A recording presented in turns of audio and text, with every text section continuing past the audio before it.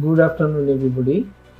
I think we have been in the Bay of Bengal conversation conference. It has given us an opportunity to discuss among ourselves, deal with so many important issues that covers, that gives an attention to our neighboring, to our regional, and as well as global perspectives of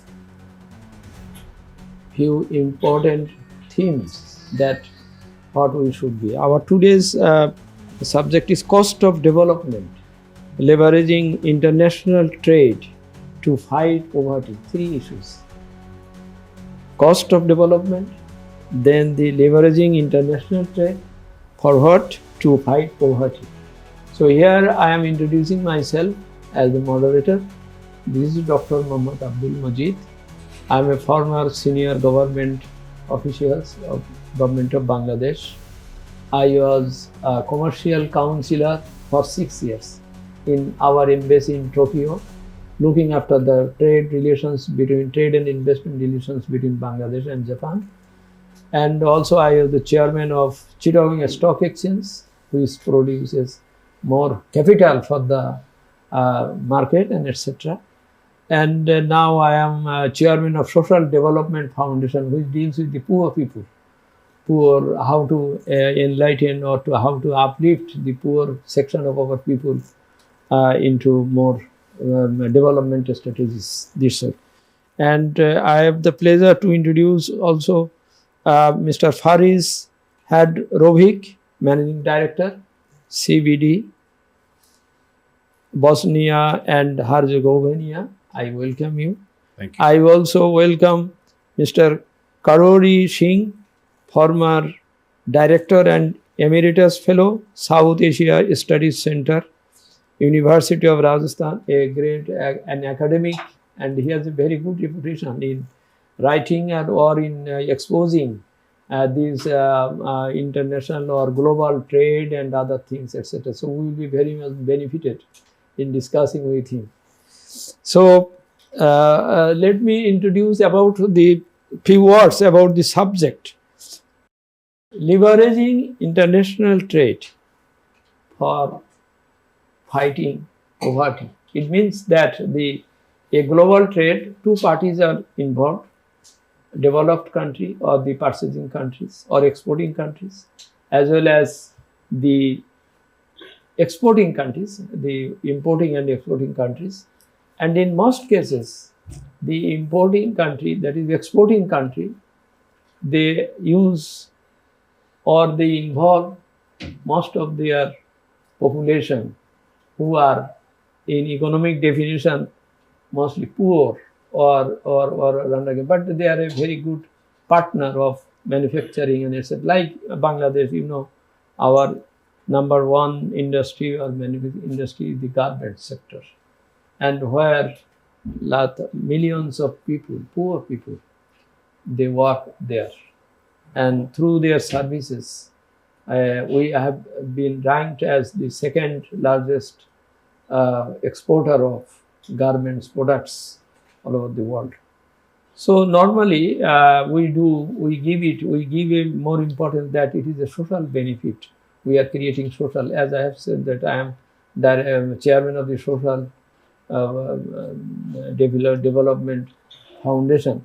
We are giving more impetus to the poor people, poor section of people, by engaging them in our industries, which produces goods that should be exported to other developed countries. So that is why the main focus study of our today's discussion is how the leveraging of this international trade to the benefit of poor people, or that is in another way the eradication of poverty, that we can help. That is the main focus of our today's discussion. So let me ask Mr. Faris Hadrovic to give your primary impression or primary exposure of the subject itself. Then later on we will go one by one question, etc. among ourselves. Thank you. Certainly. Thank you for that. Excuse me. Thank you for that introduction. It's a pleasure to be here at this Bay of Bengal Conversation 2024, hosted by CGS, and it's a pleasure to be talking to you on this subject, which I think has high importance for Bangladesh, and particularly at this time, as Bangladesh finds itself in a, we can say, once in a lifetime opportunity, in a particular political situation where Bangladesh, I think, now has an opportunity to set the course for its future development and position going forward in many different aspects, including, as you've rightly pointed out, trade. And Bangladesh is definitely a country which has a strong interest in very strong and resilient trade networks. A country that, as you've rightly pointed out, is a net exporter, particularly of textiles. If I'm not mistaken, it's one of the, if not the largest, one of the largest exporters of textiles in the world. Yes. It has definitely substantially contributed to Bangladesh's development. It has also contributed to foreign direct investment, to the industrialization, infrastructure development, but also it has afforded many communities within Bangladesh an opportunity to develop further and provided some economic sustenance. Now, a very important question that you make is how to ensure that we have an equitable distribution of wealth as a result of trade, and how can we further impact poverty reduction as a result of this increased trade and therefore increased wealth that is coming. And for me, the question, the primary question is how to ensure that the equitable distribution is balanced also with infrastructure development, which can drive the price of trade down. Yes. How to ensure secure and efficient supply networks. How to ensure that Bangladesh has trade agreements that are favorable both to Bangladesh, but also primarily to Bangladesh, but also to the countries that it's doing the trading with. And I mean, these are all questions that are all interrelated, and some are on an international level and international policy, which then needs to be translated into local policy, national policy, to be able to affect poverty change. Now, one aspect I thought that Bangladesh did quite well in, and the chief advisor is also a good example of that in his previous life, so to speak. Microcredit. Exactly. Microcredit and social business. Yeah. I think it has definitely helped a lot of communities throughout the country to be part of this global trade network, directly and indirectly. It has provided a lot of people opportunities to be entrepreneurs, to start their own businesses, to reinvest back into their own businesses and their own communities. And I think that's the primary driver of wealth redistribution and poverty reduction, is ensuring that there are systems within that are able to support themselves rather than top-down. I mean, top-down, of course, you have to have policies in place that enable such systems. But I think Bangladesh is a great example where a right mix of microfinancing and social business programs have created a system whereby now Bangladesh is, as a result, is one of the largest net exporters of textiles. Thank you. So there are definitely lessons that Bangladesh has that it can, we can delve into, that it can also export as examples, as really good examples. But there's, of course, there's always room for improvement. There's always room for making things more efficient, systems more efficient, the administration more efficient also. Introduce technological advancements as well, which can enable. We had a discussion yesterday as part of also of this conference We talked about how technology can also help reach the unbanked, for example, through different mobile banking services, potentially introducing blockchain and other solutions, leveraging the use of AI to find solutions to some of these issues. And I think these are all issues that are related as well. Thank you. Let me have some also introductory exposition on the subject. Mr. Singh, please. In academic side, there is no causal relationship between international trade and poverty. And this is evident from so many studies. But still we have so many organizations like Business Fights Poverty. Academics stand against poverty.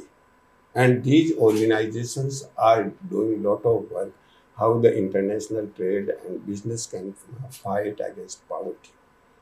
So in this way, we can say there is correlation between international trade and poverty, not the causal relationship. And how is the correlation? It depends on the production, nature of production and manufacturing, and the process of production and manufacturing. If we are manufacturing something with the people's participation, and we believe in a concept like export promotion community or export promotion village, where we can have a partnership of local resources, both human and material resources, and the businesses. And that partnership can lead to the poverty eradication substantially, if we believe in that type of model. And that model is in consonance with Chief Advisor's invention of social enterprise, what Faris told, and that's microfinance. And the latest with impact investing model is already there. And by advancing all these things, Chief Advisor presented his vision of new civilization about 3 days back at Baku in the COP29, and he talked about 3 zeros. Yes. And all 3 zeros are directly, not indirectly, but directly related to poverty eradication. It seems the chief advisor is highly sensitized towards the poor since the beginning. So now Bangladesh is probably leading to bring back poverty eradication at the center of global discourse. And here I think under the leadership of Chief Advisor, Bangladesh will succeed in it. Already Bangladesh has some examples in the garment industries. And Bangladesh per capita income has been highest in the South Asian region during last several years. So the people in Bangladesh are so resilient, so active to develop a sort of empathy towards poor. And that might be under the leadership of Chief Advisor. I think it will be reinforced and Bangladesh will play a big role in it. So in this way, if we talk about the poverty eradication and international trade, cannot be in isolation. It depends on manufacturing.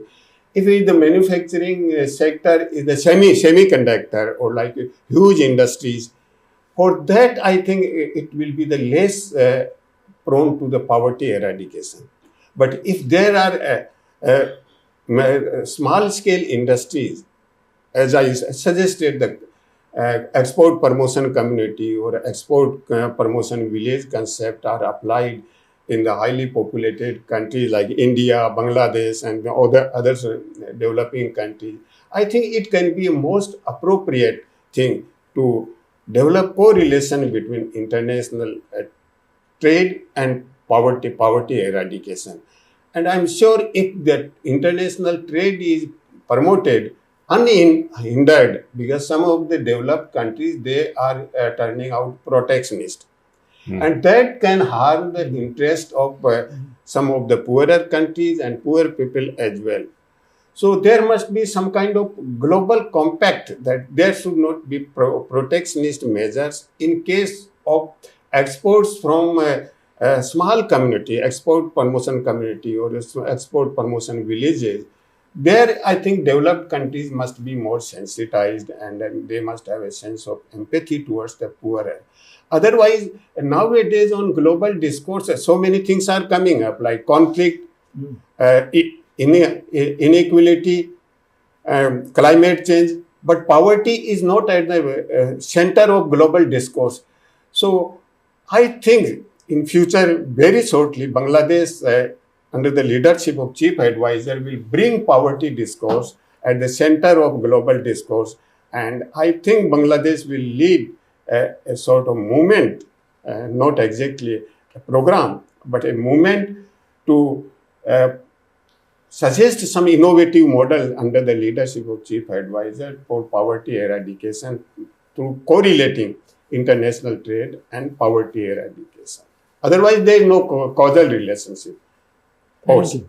Thank you. I think very rightly you have pointed out that Bangladesh has got a good history of making cooperative system. In our Kumilla area, the local growers, they form a cooperative system and they produce goods and they used to export in India. So we are on that point of line, and our Professor Muhammad Ibrahim is Yunus's main philosophy. It started also from that area, and he could bring up. But my main objective, as we were discussing another time, that the question of imposing restrictions, a type of something, I think it is good, but at the same time, the country must give more emphasis on quality production, because the other side, the buyers, they must have a good quality product, otherwise they cannot combat with their economic conditions, etc., by non-quality products and by non-quality, etc., etc. Would you please give some light on that, on the imposition of the restrictions, to what extent it should be? Certainly. Or how it could be like this? Certainly. I would like to also just reflect on what Professor said, and I have to agree with him on his expose. And it's a very optimistic picture that you also portray, and I tend to agree with it. I think Bangladesh definitely has a lot of potential, and I think in this particular time, it finds itself at a crossroads, and we're all hopeful that it will choose the right path that is best for Bangladesh, because that can have a very positive effect not only on the region but also, as you've said, as a model, an example that could be exported, studied, and applied somewhere else. And in terms of restrictions, we do see a rise in barriers to trade, so to speak. Countries that used to be the promoters of free trade are now turning into very protectionist systems because they feel threatened. And what's the solution, I think, is open up to debate. There's many different pathways. I think looking at it from the perspective of Bangladesh, in my view, there is several ways that those could be ameliorated. And one of them is to have good systems in place, good trade agreements in place that prevent protectionist measures. Another is in infrastructure development. So reducing the cost of trade. Having efficient and good infrastructure reduces the cost of trade, therefore making it more accessible and, of course, cheaper to do. There's also, I think, an important point is investing into capacity building as well. Capacity building within the institutions responsible in the country to raise awareness of the issues and what needs to be done, to create task forces that can identify issues and create solutions for them quickly. You also raise a very important point, and that's quality. Quality is definitely an important aspect. but quality tends to also, the increase in quality tends to also be followed by an increase in the price. Yes. Because you usually need higher investments in technology and production facilities and so on and so forth, which is not necessarily a detriment to trade. It could be a differentiating factor because in the end you're competing on the international level with other similar producing countries, and Bangladesh or whatever other countries competing with needs to find its the strong point, or it's what the advantage is. And it could be a unique advantage. It could be a combination of cheap labor, high quality, good infrastructure, a unique model. And I think those are all, it's a mix of policies and investments and decisions that can help create a system which is more conducive to trade. But I think it also raises another question, which is we've mentioned that Bangladesh is a net exporter or the highest exporter of textiles, which makes it very highly specialized in a particular branch. Now, perhaps it could be given some thought to diversify its industrial base. We've seen examples of other countries around the world in history where they've been very focused on one particular, and I think the Middle East is a very good example where oil was the primary export source. And countries have, several countries have instituted programs to diversify their technological sector so that they're not dependent on one, because there's many different factors that can influence a disruption. And I think it would be prudent to see what the advantages that Bangladesh has, and there's many. It's a very young population. It's a rising power, so to speak. It has a lot of potential. I mean, the young population is a huge advantage that should be taken care of. There's a lot of opportunities also to seize in terms of implementing certain technologies and technological advancements. So I think diversification would definitely help alleviate some of these potential choke points going forward. Thank you. I think you have rightly pointed out. It is about that infrastructure is very important to reducing price and then bring back more productions from the remote villages to the center point and then exporting to others.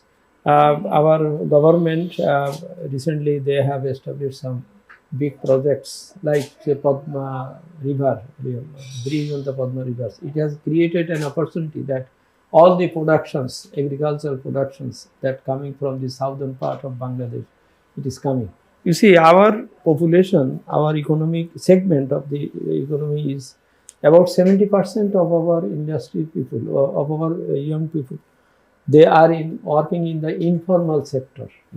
Informal sector. And that's why in Bangladesh, we have established SME Foundation, a small and medium scale industries foundation. And they are working very well. They are piloting all the people of small traders. What is the reason for the high informal sector?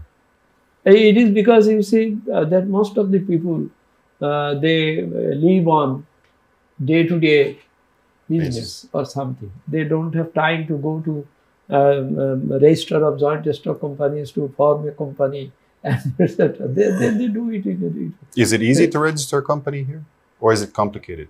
No, it asks for so many documents, etc., to form a company, etc. But they do it in a day level, etc. So our SME Foundation, it is doing well.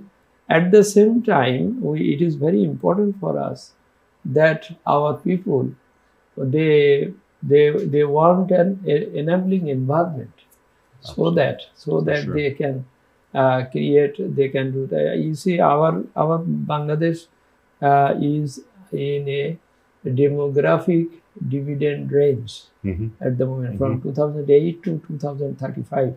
Our most of the young people, they have done a good job very excellent job. Very recently, you have seen.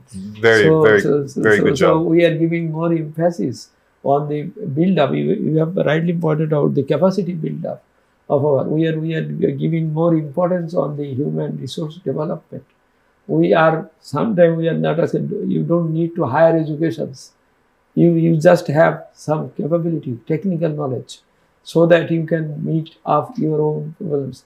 The professor has rightly mentioned that Bangladesh government, under the leadership of our chief advisor, I think we are giving more emphasis on the building up or capacity build up of our grassroots level people, that is young people, poor people, and etc. So that the international, and when I was in Japan at that time, WTO and even OECD, we had a slogan that there should be balanced development.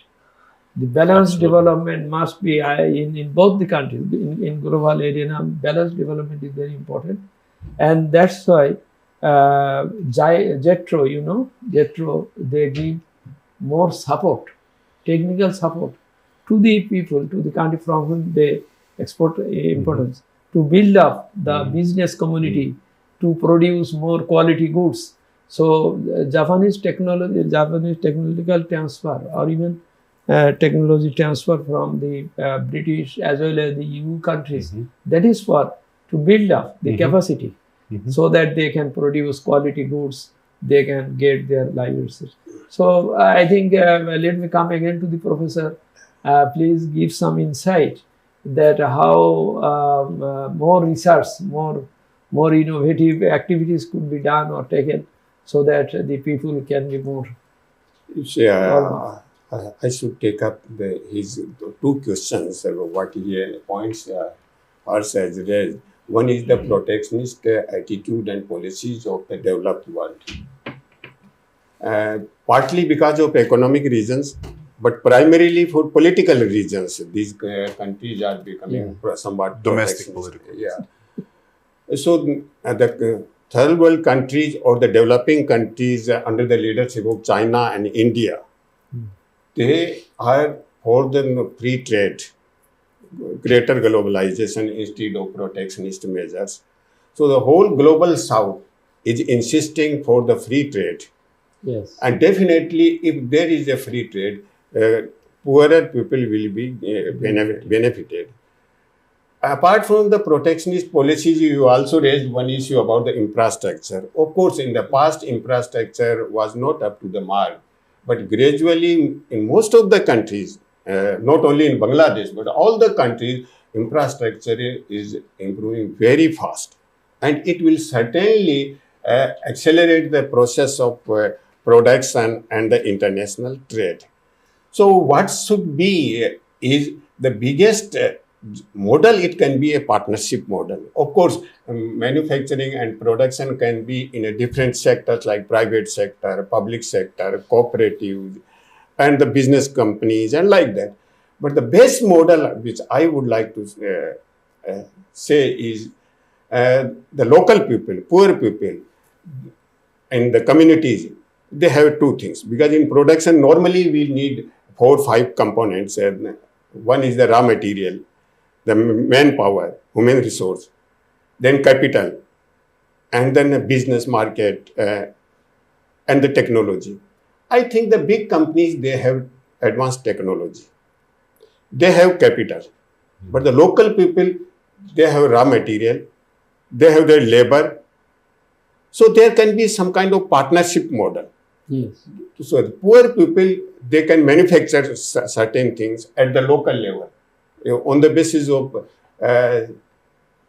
some local raw materials like textile industries in Bangladesh, and then the garments are being exported. So the partnership should be strengthened. I think partnership is somewhat weak, and the position of the poorer people, those who are partnering and manufacturing, must be strengthened through state intervention, I think. State must regulate the partnership, and that must be the pro-poor. Not because you are giving some benefit to the poor, but that humanity requires that their policies must be pro-poor, so the poverty can be eradicated, and that is the moral responsibility of the business community and the big companies as well, because they are operating in a society, and they have some obligation towards the social life of the people. So they must have a sense of empathy towards the poor. So that partnership model can be evolved further through more research and innovation. And that is why impact investing model has been evolved around the world. How it will be successful, we should think, and how it can be applied in poorer countries like South Asian countries or some of the countries in global South, the impact investing. Of course, the social entrepreneurship is relevant, and that is coming up. And I think the chief advisor will advance these type of models further, because he is highly innovative. Of course, he is not a politician. He is from a different background. Which is maybe a good point. Yeah, that will be a great point for Bangladesh. On the side of Bangladesh, I think Bangladesh will lead in poverty eradication measures under the leadership of chief advisor. Thank you. I think you have seen that we have given the subtitle, A Fractured World, at the moment. When we are discussing about the global trade, eradicating the poverty from ourselves in our Bay of Bengal conversation today, I think I thank both of you. We are very grateful for your kind comments, and we hope, as the professor has rightly said, that we will get a good way of leveraging our area. You see that in Japan, the partnership model he has set, in Japan there are 19 shogoshosha. It means big corporates, conglomerates, 19 only. But behind each conglomerate, about 500,000 or 1 million people of a small producer or manufacturers in the households, So we are also getting that type of model, that our big corporate house, they should take a subconductor or subconducting or partnership arrangements between the Professor Yunus did Gramin, they had a Gramin Shakti as well as the Gramin other agencies, so that what the people, they will come into and they will produce something. So let me thank both Professor and Mr. Faris in our today's studio discussion, and I hope that the Bangladesh as a whole, and it will get a good way towards more development, towards a good partner of the global trade. Thank you very much. Thank you. It was a pleasure being part of this. It was a pleasure talking to both of you. It was really, I think we have touched only upon the topic. This is something that we could talk for hours and hours on. I see that we agree on a lot of points that we supplement each other. There are some great examples, and as you rightly pointed out, I think Bangladesh has a very, very bright future ahead of it, and it particularly now finds itself in a critical moment where it chooses its path, how to go forward, and in which way. Yeah. Optimization is the best and option. Absolutely, and it looks very promising. Yes. And I really hope all the best for Bangladesh going forward. Yes, okay. Thank you. Thank you you. very much, everybody.